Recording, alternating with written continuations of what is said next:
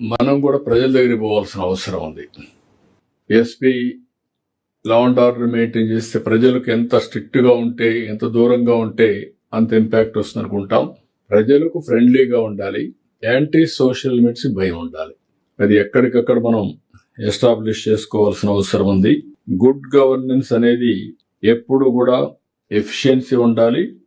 మనం డీల్ చేసే ప్రతి ఒక్క ఇష్యూలో ఎంపతి ఉండాల్సిన అవసరం ఉంది. ఈ రోజు కలెక్టర్స్ అందరితో మాట్లాడినప్పుడు ప్రజా దర్బార్ పెట్టాం.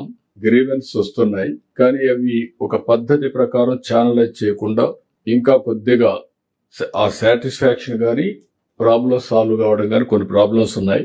అందుకే ఎవ్రీ మండే జిల్లాలో మీరు మీటింగ్లు పెట్టుకుంటారు, ప్రజా దర్బార్ పెట్టుకుంటారు.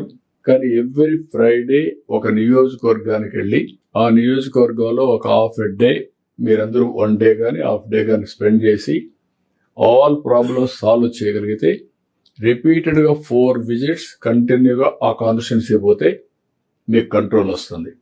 లేకుంటే వాళ్ళు పిటిషన్లు ఇవ్వడం, మీరు తీసుకోవడం, మళ్ళీ ఇచ్చేసి రావడం, ఆ ప్రాబ్లమ్స్ సాల్వ్ కాకుండా ఆ డిస్సాటిస్ఫాక్షన్ మిగిలిపోయే పరిస్థితి వస్తుంది. ఈ విధంగా మనం చేయగలిగితే ఒక నెలలో ఒక కాన్స్టిట్యున్సీ అవుతుంది. 6 నెలలు 7 నెలలు మ్యాక్సిమం 7 కాన్స్టిట్యున్సీలు అవుతాయి.